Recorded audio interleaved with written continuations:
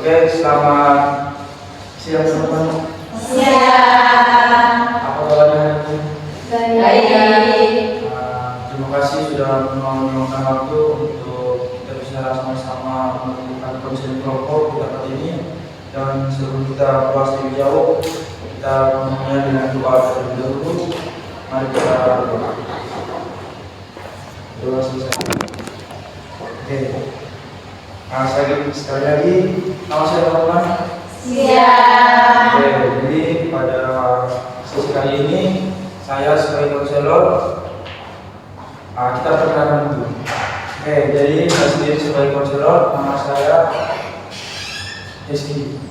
Dan teman-teman, saya juga untuk perkenalkan nama agar kita sama-sama mengenal dan sama-sama tahu satu sama lain. Assalamualaikum. Perkenalkan teman-teman, nama saya Aki. Halo teman-teman, perkenalkan nama saya Aki. Halo teman-teman, nama saya Kita. Halo Kira. Halo teman-teman, perkenalkan nama saya Budia. Halo Budia. Oke teman-teman, perkenalkan nama saya Rita. Halo Rita. Perkenalkan nama aku Feni. Halo Feni. Oke, terima kasih teman-teman buat perkenalannya. Saya berharap nanti ke depannya kita semuanya sama-sama aktif, sama-sama berkontribusi satu sama lain. Oke, sebelumnya saya ingin menjelaskan dulu apa arti dan tujuan dari konseling kelompok ini. Yang pertama itu kita mengembangkan potensi, di mana setiap individu atau setiap teman kelompok kita mampu mengeksplor diri. Yang kedua itu pemecahan masalah, karena setiap teman-teman saya berharap semua bisa sama-sama mencarikan solusi atau tips untuk mencapai satu tujuan bersama dari setiap permasalahan yang jalan teman-teman. Oke, yang berikut juga asas-asas. Dalam melakukan konseling ini ada beberapa asas yang perlu kita gunakan dalam konseling ini. Yang pertama, sukarela. Saya juga berharap teman-teman semua sukarela, dan saya tidak akan memaksa teman-teman untuk menceritakan, tapi saya juga berharap teman-teman untuk bisa saling membagikan apapun yang dialami, untuk kita semua sama-sama mencarikan solusi yang dilakukan bersama. Dan yang terakhir, kerahasiaan. Oke, sebelum saya membaca kerahasiaan, saya mau kita sama-sama memberikan janji. Supaya teman-teman bisa penting juga. Nanti ikuti apa yang saya mau. Oke, saya berjanji apapun yang dibahas dalam kegiatan ini tidak akan disebarluaskan dan saling menghina satu sama lain. Oke, ya teman-teman. Oke, yang berikut kita kesepakatan waktu dulu. Teman-teman semua mau berapa menit kita melakukan konseling kelompok? 30. Semua sepakat? Sepakat. Kamu kurang?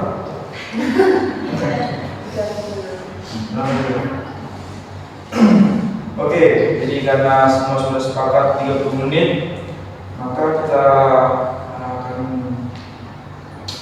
melakukan konseling kelompok ini selama 30 menit.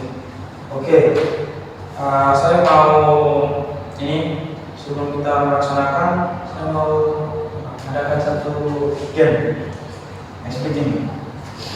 Semua bisa sepakat melakukan experience? Sepakat. Oke. Jadi experience-nya kita perkenalkan ulang nama, tapi dengan simbol gaya. Tahu nggak? Tahu coba. Contohnya gimana? Jadi nanti teman-teman satu-satu. Perkenalkan nama saya Eskiel, biasa dipanggil Eskina. Jadi bergaya gitu. Nanti teman-teman langsung sama-sama menjawab, halo Eskina. Bisa? Buat gaya saya mengaku. Perkenalkan, nama saya Emang Mandara Kaustalina Kuning itu bisa dipanggil aku.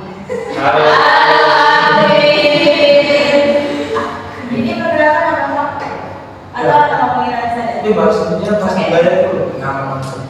Halo semua, perkenalkan nama saya Evangelis Faradisan, biasa dipanggil If. Halo semuanya, namaku Biasa Vira, biasa dipanggil Vira. Perkenalkan nama saya Ludia Dapurka, biasa dipanggil Ludi. Oke, perkenalkan nama saya Deborah Nuralita Kurniasi, biasa dipanggil Lita. Halo semuanya, nama aku Regina Kurniasi Suwarti, biasa dipanggil Femi. Kita berikan tepuk tangan sekali. Oke, jadi teman-teman, sekarang kita masuk ke tahap kegiatannya. Oke, jadi dalam sesi ini saya berharap kita kembali lagi ke tujuan awal, yaitu mengembangkan kondisi diri sama pemecahan masalah. Jadi teman-teman, saya berharap untuk kita sama-sama mengeksplor diri kita, apapun yang kita rasakan, apapun masalah yang kita sedang alami, dan saya juga tekankan lagi, saya tidak memaksa, tapi saya berharap teman-teman semua bisa mengungkapkan dan menceritakan sesuatu hal. Oke, dari sini saya membuka teman-teman untuk menceritakan apapun itu, untuk kita bisa sama-sama analisis sama bersama. Mungkin ada yang mau menceritakan?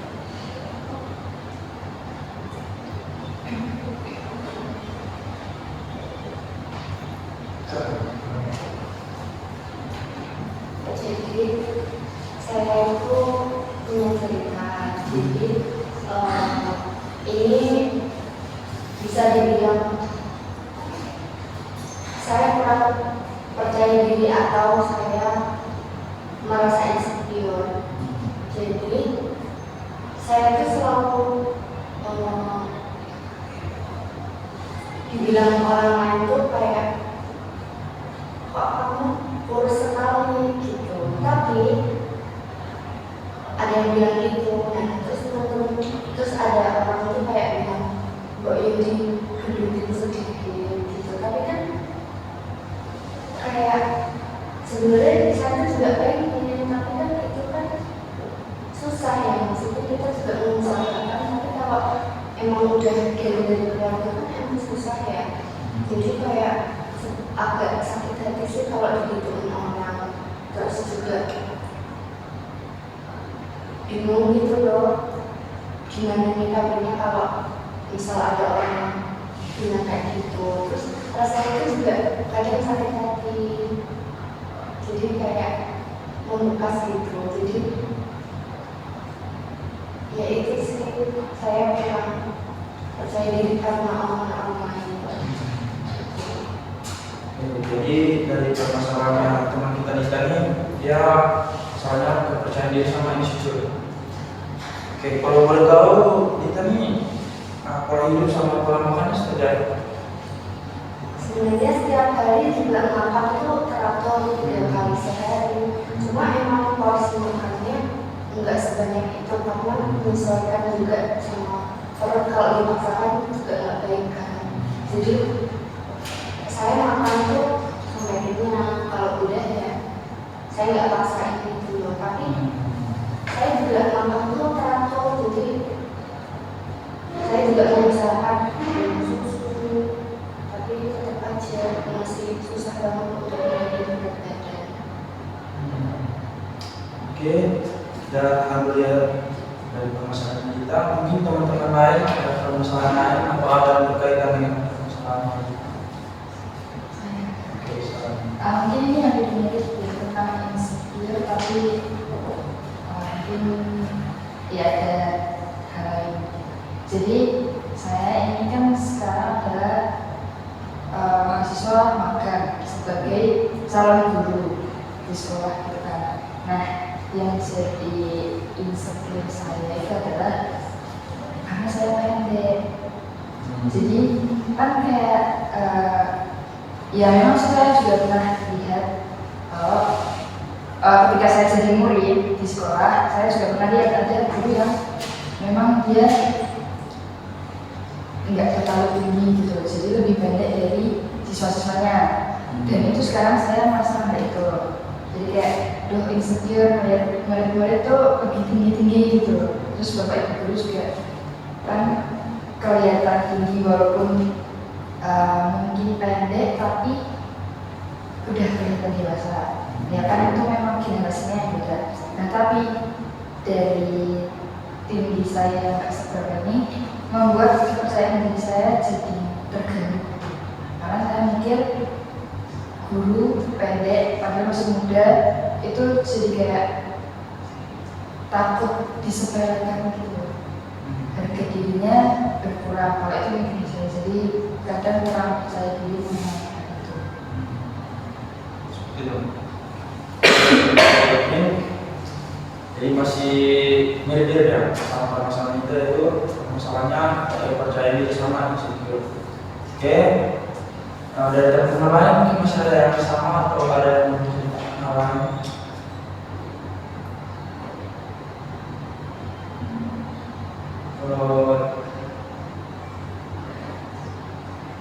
Ada yang sama apa yang beda?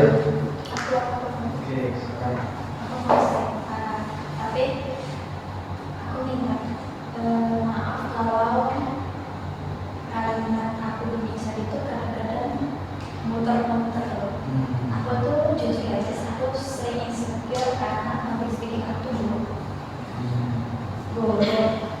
Entah ini karena faktor masa kecil yang sering diperlakukan kasar atau memang dari diri aku yang aku udah berusaha buat menata bahasa aku agar mudah dipahami orang, tapi tetap aja pikiran aku sendiri yang merusak diriku. Kayak aku ngomong ini mereka sebenarnya paham gak sih sama alurnya. Aku takut mereka ini gak paham karena aku ngomongnya berbelit-belit gitu. Jadi aku mikir karena dulu masih kecil faktornya sering dibentak, kalau ngomong pasti dipotong. Terus aku juga merasa sering diabaikan kalau lagi ngomong cerita.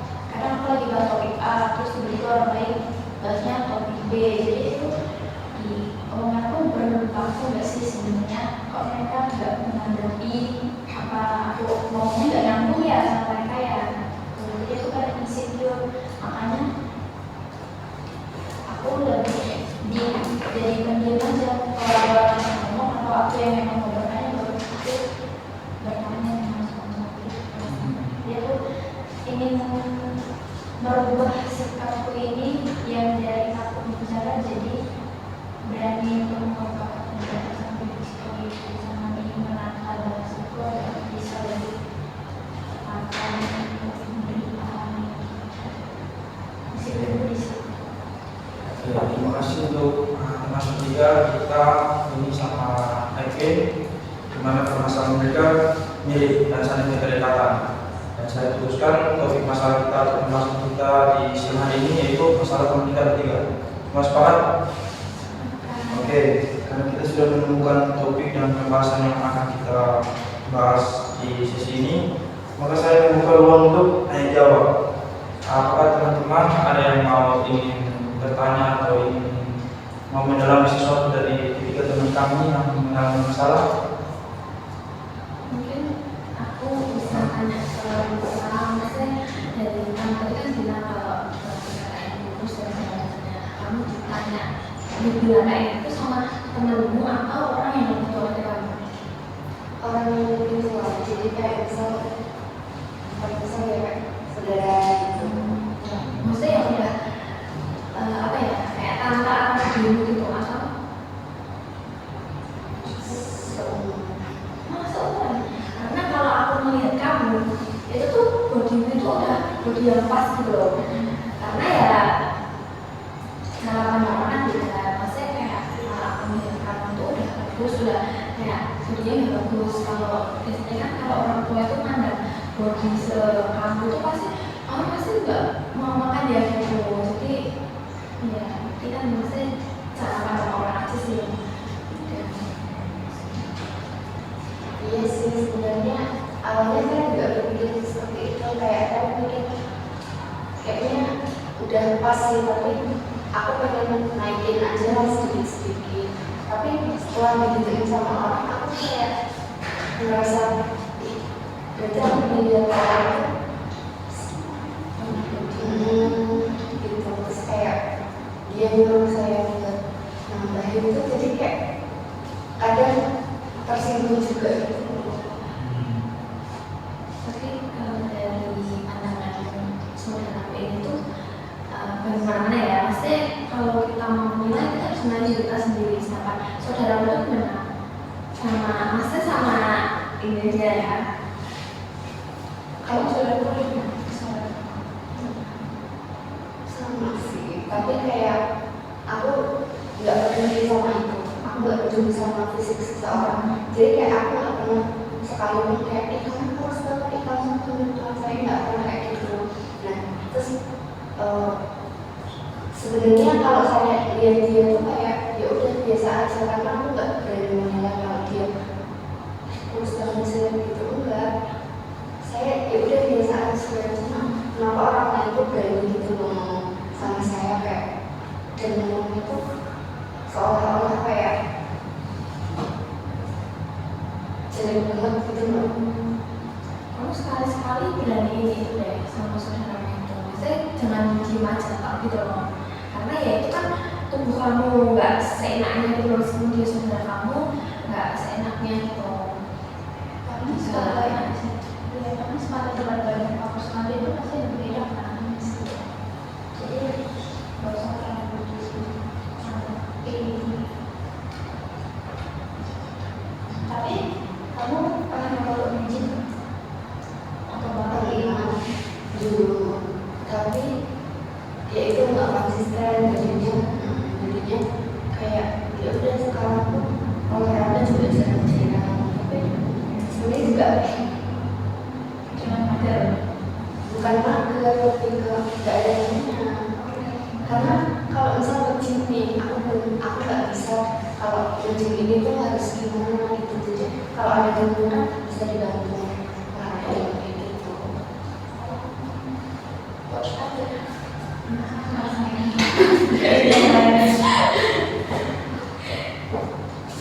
Benar dipikirkan atau kita jadi teman juga mau jadi teman gym saya, Boleh bisa diyakinkan. ya benar. Terima kasih ya Fendi. Iya, Intinya tapi saya juga bisa pilih. iya sama-sama. Aku boleh tanya nggak? Boleh. Babymu sekarang siapa sama babymu? BBku 48, DBku 16. Beda tipis. Aku 160. Babyku 43. Terus aku di apa? Kalau kamu kalau aku bisa tahu. Ya karena pandangan orang kan juga beda-beda, jadi orang itu juga Ya aku masih biasanya ngomong kayak gitu tuh juga nggak pikir dirinya kayak gini. biasanya mungkin orang iri, mungkin dari kamu bisa lebih cantik atau lebih wow dari dia, biasanya orang iri sih. Tapi yang bikin sedih itu omongan itu kayak kritik, itu loh bikin sedih jadi yang membekas itu.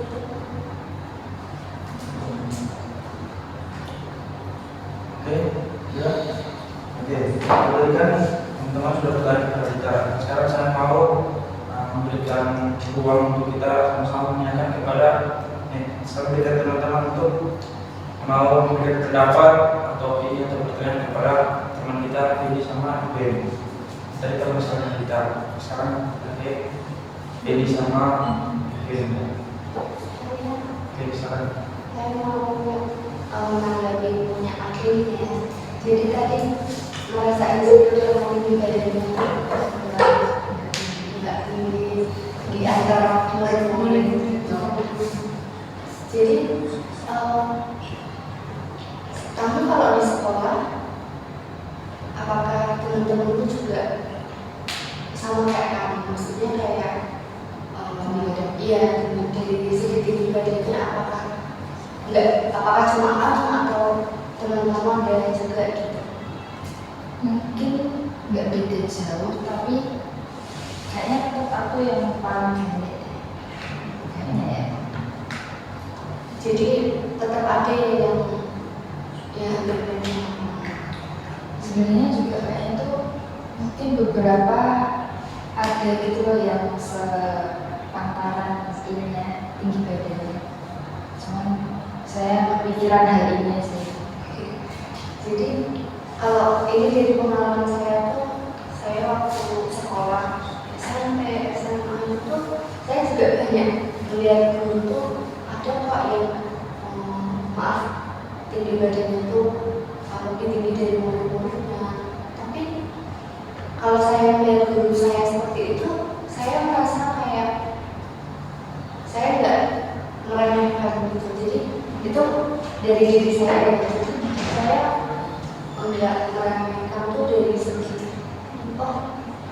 guru saya pendek, saya mau meremehkan kayak kamu kan pendek gitu ya. Jadi saya juga banyak kok lihat guru yang pendek gitu, dan ya udah jadi kayak biasa aja gitu. Kalau menurut saya ibu yang biasa aja gitu. Karena aku juga rasanya kayak ini pendek, cicak cilik dari guru misal seperti itu loh. Jadi kayak dianggapnya tuh kayak masih anak kecil gitu loh kalau pendek tuh. Jadi kalau sebenarnya itu kan gantung muridnya juga. Yang usil gitu kan. Atau mungkin kayak wibawanya jadi berkurang atau gimana. Tapi juga kamu udah oke jadi berubah. dari segi cara ngomong Ini ya, kita dari sebenarnya tidak menanya kalau dia itu benar. Saya punya pengalaman sama kayak aku ini yang malam di SMA. Terus habis itu kita kan ngajar. Itu cuma anak SMA itu lebih tinggi. Terus itu juga awal sampai aku bisa ini nanti kalau saya salah terus dia menawarin atau nggak mungkin saya salah sebenarnya kalau sudah sampai senggol gitu kan. Tapi di sisi lain saya berpikir bahwa tidak, saya tidak boleh kayak begitu. Tapi saya berpikir bahwa saya hidup itu sebagai pemimpin, jadi saya harus menjadi bawah. Kalau meskipun saya kecil, sekecil apapun saya, tapi kalau saya berdiri di depan, berarti saya seorang pemimpin. Saya punya jadi kepemimpinan. Jadi apapun yang dibicarakan mereka bilang, positif dulu. Karena yang berdiri di depan itu kami yang dikasih wewenang untuk ada di depan, untuk membagi pengalaman, bercerita ke mereka. Mereka itu cuma anak-anak yang kita bilang anak kecil, dan itu sudah mahasiswa, jadi pasti kita punya wibawa. Terus juga ada juga kakak saya, dia lebih kecil dari kami. Kondisi ini cuma segini kayak sebelumnya saya. Sekarang dia jadi guru. Mana anak-anak takut? Karena apa? Karena anak-anak berpikir bahwa dia guru saya. Kalau dia itu sudah di depan, berarti anak-anak berpikir bahwa dia tidak benar. Meskipun dia sama kayak pemikirannya kita tadi ke guru-guru yang lebih kecil dan dia tidak pernah berpikir bahwa sebelum kecil, jadi nanti dia susah harus simpan dia atau nanti dia susah harus melawan. Karena kalau kita dari depan, kita punya wibawa, kita punya komitmen, kita harus kita punya aturan kenapa kita berdiri di depan, kita memberikan anak-anak itu ilmu.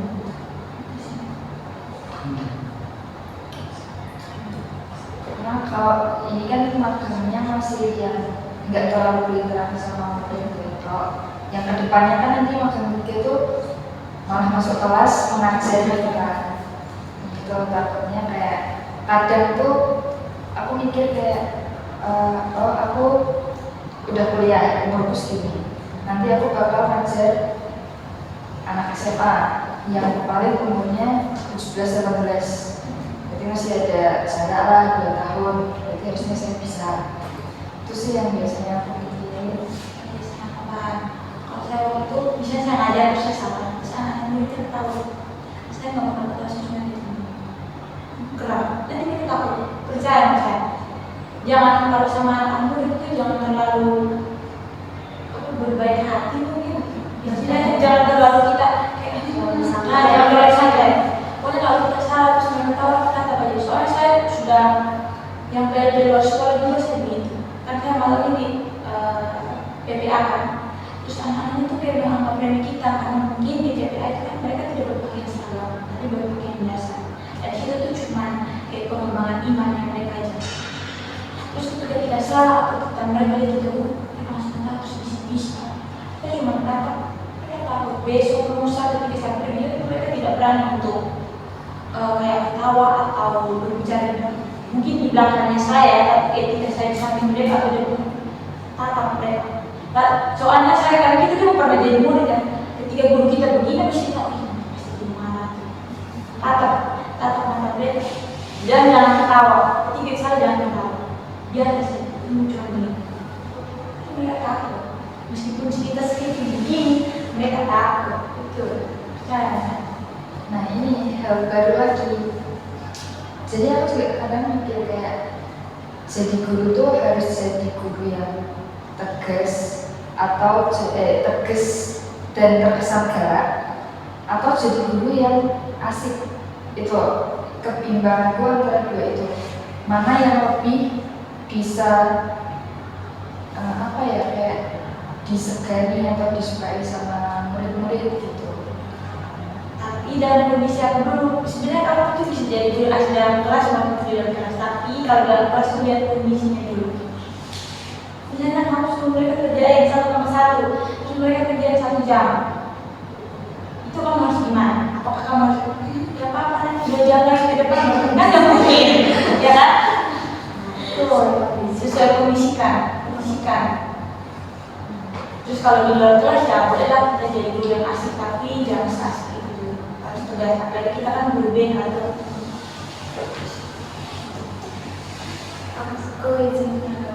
aku sebenarnya setuju sama Kak Gloria karena pengalaman tuh di tempat aku magang itu waktu aku sama Femi kayaknya itu waktu observasi ya kan. Terus gara-gara guru ini terlalu asik, terlalu kayak dekat sama siswanya tuh kayak mengejar gitu loh.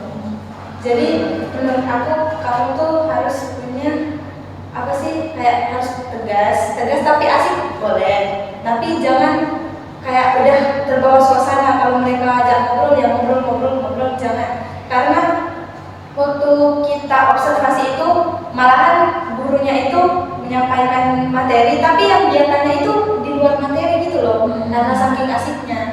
Jadi menurut aku kamu harus ini sih, punya pendirian, kamu harus tegas, asik boleh tapi jangan terbawa suasana. Itu sih yang menurut aku. ini pengalaman juga pas malam 3. Ada salah satu guru mata pelajaran, dia mungkin si asik itu sampai dia mengajarkan permisi anak murid di belakang pacaran sampai dempet-dempetan. Terus kan dalam kelas ada CCTV itu kan kayak cuma ditindak nanti sambil itu kayak dia. Tapi setiap kali masuk kelas itu mereka berdua akan selalu dempet-dempetan karena mereka merasa kayak guru ini memang ada guru, karena memang si guru yang itu gak pernah negur mereka. Dan mereka paling senang mata pelajaran yang ini karena mereka bisa pacaran satu kelas tahun lalu.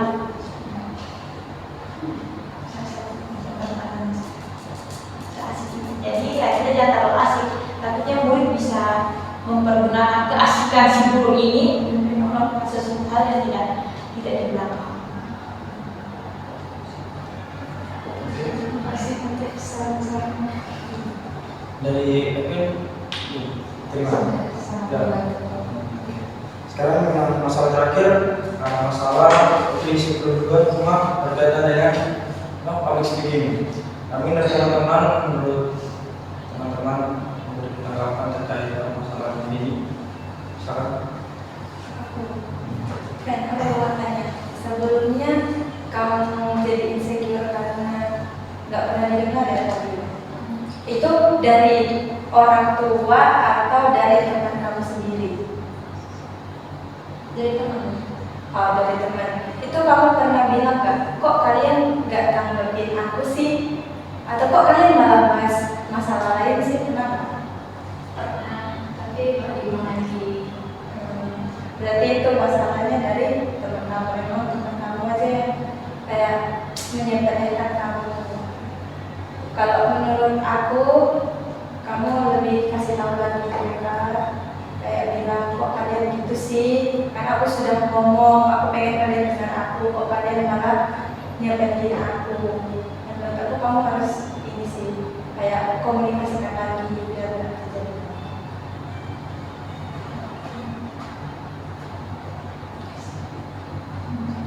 Oke, sudah. Oke, dari ketiga permasalahan ini, dua permasalahan yang kan dari antara Dita sama FP kan sama-sama misalnya fisik, itu tinggi badan sama berat badan sehingga mempengaruhi insecure.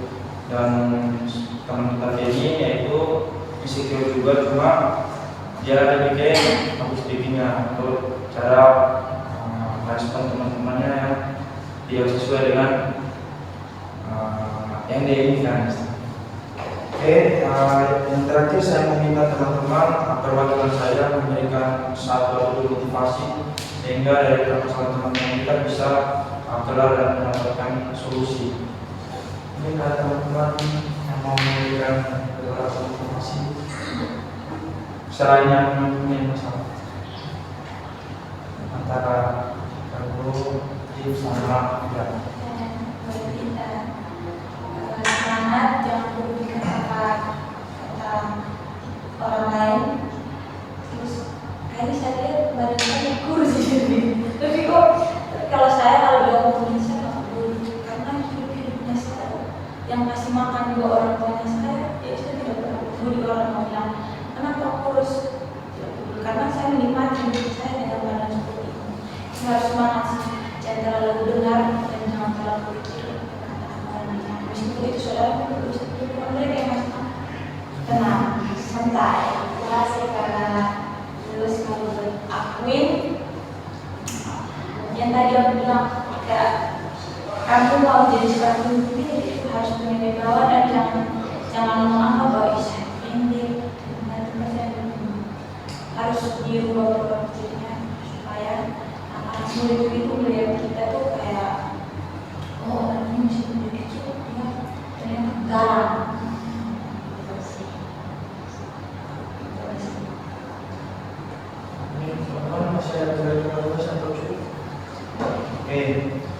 Oke, terima kasih teman-teman sudah mau bekerja sama untuk sama-sama membahas dan menyelesaikan masalah teman-teman kerja kita.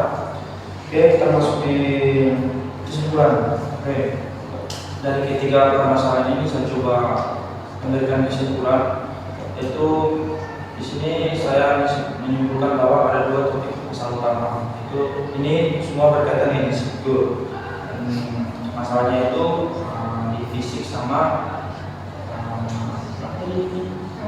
public speaking, yang mempengaruhi sama-sama itu insecure. Dari motivasi dan dari tanggapan teman-teman kelompok yang sudah memberikan tadi, saya berharap teman-teman bertiga ini bisa menjadi patokan untuk bisa lebih percaya diri guys, sehingga perkataan orang atau apapun tingkatan orang terhadap diri kita itu kita menganggap atau istilahnya kita dari perkataan mereka itu bukan membuat diri kita jatuh, tetapi dari perkataan mereka itu membuat diri kita lebih termotivasi. Oke, terima kasih teman-teman. Kita masuk di tahap pengakhir dan saya mau informasikan bahwa kegiatan kita sudah berakhir. Untuk kita membahas kegiatan lebih lanjut, saya mau tanya teman-teman bahwa hari apa dan kapan kita mau lanjutin permasalahan. Hari sama, minggu depan nanti. Oke, terima kasih teman-teman. Dan sebelum kita berpisah, kita berdoa. Kita mengenal dengan doa. Setelah kita berdoa, kita berdoa. Oke, selesai. Terima kasih teman-teman. Terima kasih.